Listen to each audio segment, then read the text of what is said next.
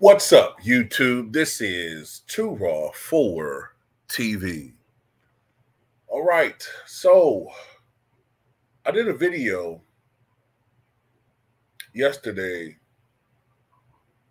and I think I talked about this in a video yesterday. And I was talking about the fact that while the Democrats are definitely trying to remove Joe Biden from the ticket, or trying to, let me put that better. They're trying to convince President Joe Biden to step down for the betterment of the party.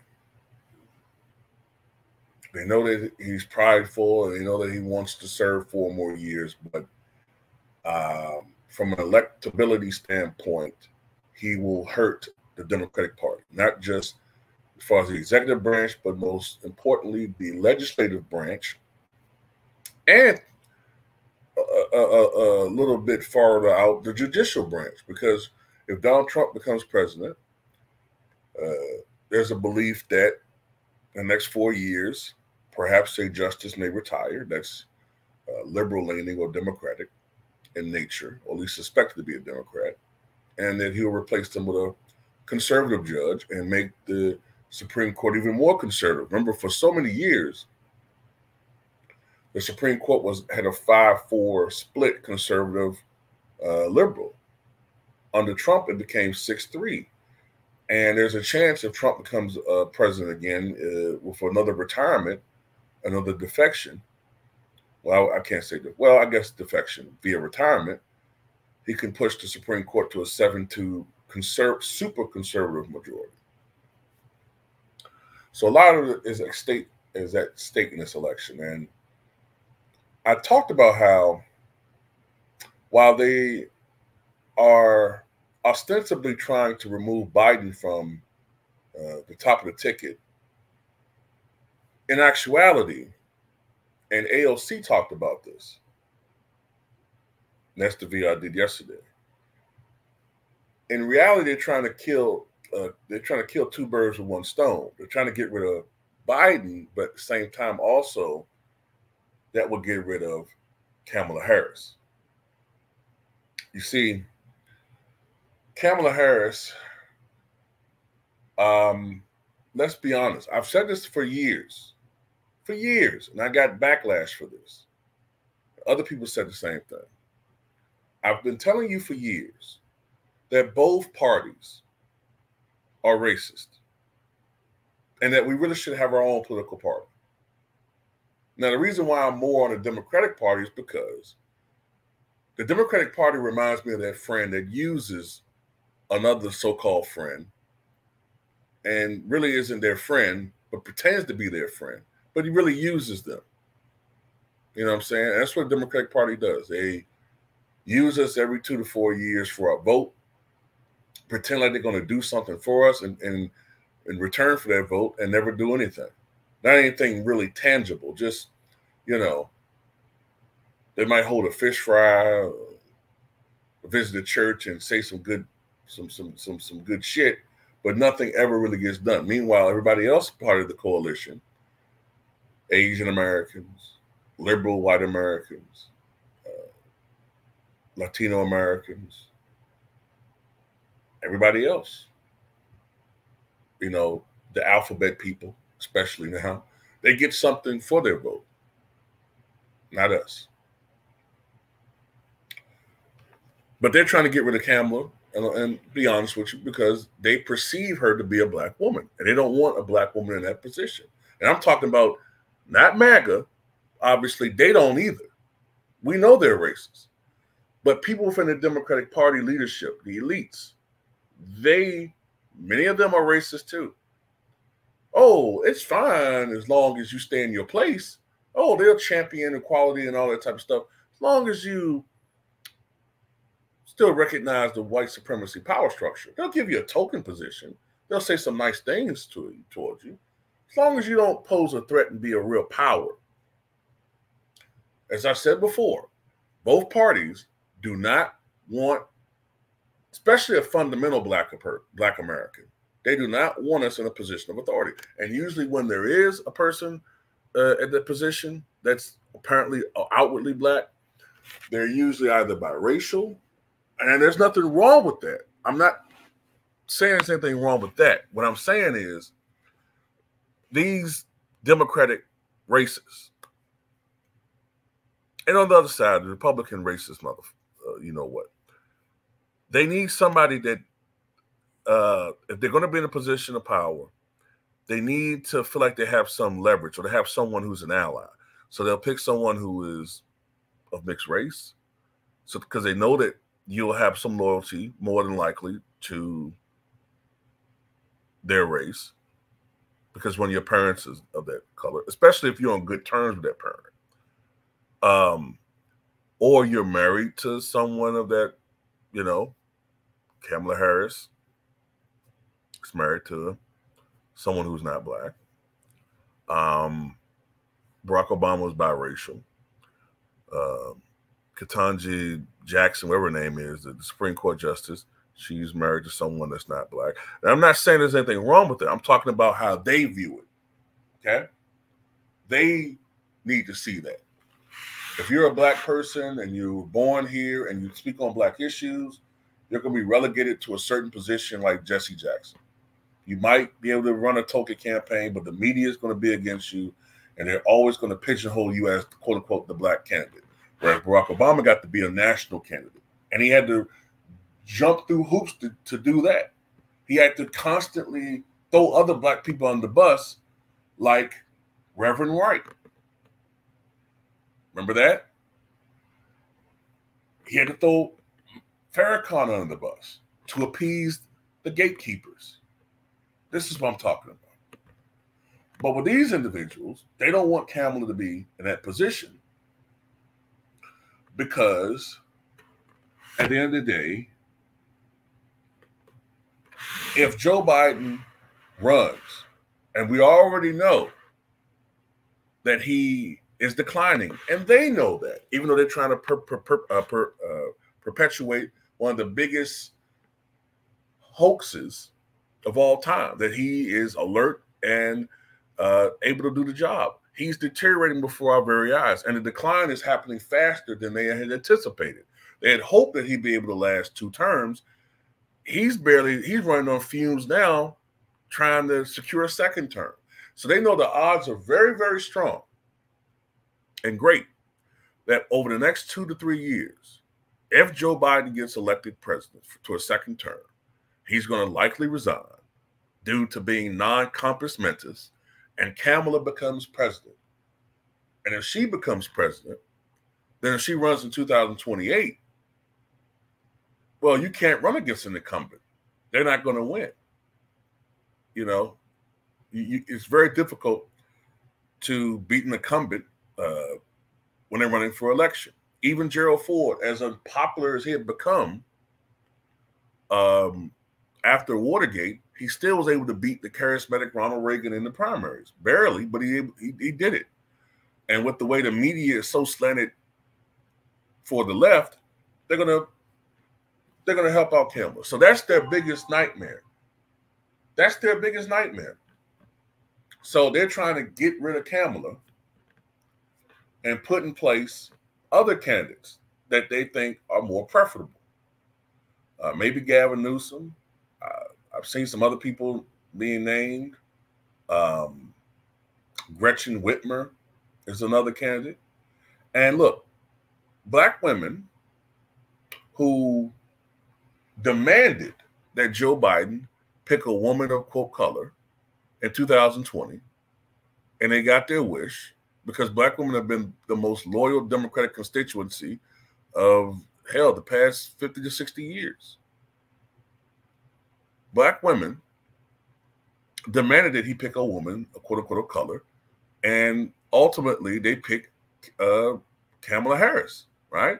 Now, you know how I feel about her. First of all, I don't think she's really black. She never, until she became vice president, identified as being black. She always identified as being Indian American. She's done nothing but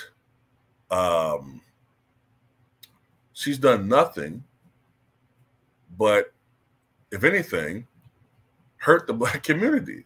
If you do a little research and look at her actions as the Attorney General of California, if I'm not mistaken, what was that guy that got shot back in 2009? What was the dude that got shot? I think it happened on New Year's Day. Oh man, what is his name, man? Wait a minute. Oscar Grant. Remember Oscar Grant? If I'm not mistaken, wasn't Kamala Harris the Attorney General at that time, or at least she became shortly afterwards? And then she helped to suppress evidence to get that to the point where the police officer who obviously took that man's life without any type of provocation, you know what I'm trying to say, Red Rum, wasn't she the one that helped to secure that this guy only got 13 months in prison? You know what I'm saying? I'm trying to, I think I remember hearing or reading about that. But anyway, she has a long history of screwing over Black people, in particular Black men, trumped up charges, fabricated charges, all to pad her record to push her and propel herself to where she is now. She's screwed people literally and figuratively since the 90s to get to where she is. So I have no affinity for her. I feel nothing for her. They're absolutely correct. They are trying to strong arm her from that position because of the fact that she's a Black woman. But you know, or at least they perceive her to be a Black woman. But this is what happens when you play identity politics. You see, they put someone in there who was not picked because of the fact that they were seen as qualified for the presidency. You know, I've mentioned this before. See, Joe Biden, when he had all his marbles, you could, at that time, feel confident if you're a Democratic or voter. I'll just say voter. You could feel confident if anything happened to Barack Obama, Joe Biden would be able to become president and from day one get into that seat, and you know they know what they were prepared for that role, prepared for the presidency, I should say. Same thing would say Dick Cheney. Now he had the health issues, but mentally he was very prepared to be president. Matter of fact, you could argue he was co-president, especially the first term. Same thing with Al Gore. Same thing with Walter Mondale. Same thing eventually, even though he's very derised, Richard Nixon, when he was vice president under Eisenhower. Matter of fact, 3 different times, technically he was a caretaker president when Eisenhower got sick. First with the stroke, then with first with the heart attack, then with the ileitis operation, and then with the stroke. 3 different times, technically he was a caretaker president. And you had other vice presidents who were capable. But then you also had vice presidents who were picked because they wanted to appease a certain demographic or appease some perceived weakness that they had, right? And I'll give you an example about how hypocritical the Democrats are. Now, and how hypocritical some people are. We are trying to say the reason why we don't like Kamala isn't because she's a quote-unquote Black woman. It's because we think that she's not qualified to be president. Oh, it's because she's a Black woman and you just hate Black. Really? Why is it that I've said, and I know many people have said the same thing. If Michelle Obama, who's a real Black woman, was running, I would vote for her in a minute. So it's not about the fact that she is a Black woman. I just don't trust this woman, and I think she's an incompetent. She's been a token. From what I could see, she really doesn't have any real, how can I put this? She doesn't really seem to have a noticeable and significant role within this administration. And when she was put in charge briefly of the immigration issue that was going on, when she was being put in charge of that, we saw what happened. She got subordinates resigning all the time because she's so incompetent and she doesn't read any of the information that they put out there, that they research and try to brief her on things, and she's so lazy and it's such the disorganization, and it is what it is. She wouldn't be a good president. She's not. She would not be a good president. To be honest with you, if she became president, the cabinet and the chief of staff would more than likely be the real presidents, the real people running this country. She'd just be a token. But some people is cool with it. But let me get to my point. I remember when George H.W. Bush picked Dan Quayle, and Democrats derided that choice. Like, Dan Quayle, he's not qualified to be president. First of all, he's only 42 years old. He's not a very bright lad. You know what I'm saying? He's not fit to be president. And that's partially why George H.W. Bush lost in 92, because at that time he was seen as being old. He was 68. Now that's a kid. And some people thought, look, there's a slight chance during his second term that something could happen to Bush and Dan Quayle become president. We can't have that. And then remember in 96, Dan Quayle didn't even really bother to run because he was such a lightweight in the Republican Party. So it's not about, just because you're vice president, you automatically become the de facto nominee.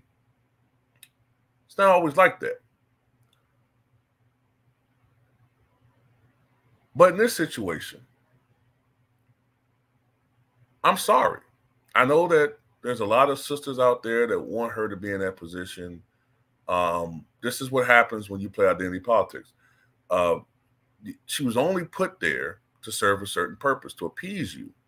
Okay? Because there was so many different things going on at that time with George Floyd and all the civil unrest and all the other situations. But right now, there are bigger fish to fry. And the Democratic leadership is looking at serving their own best interests. So they're trying to strong arm Kamala and Biden up out of there and do a do-over. So if you really look at it, if you really, really want me to be honest, this is the second time in 50 years the Democrats have effectively removed an elected, or trying to remove an elected official. They did it with Nixon. I mean, look, Watergate was bad. It was. But in hindsight, haven't there been far worse scandals and these presidents have survived? What did Nixon do? Like, he covered up the fact that, he tried to cover up the fact that his administration had ties to a burglary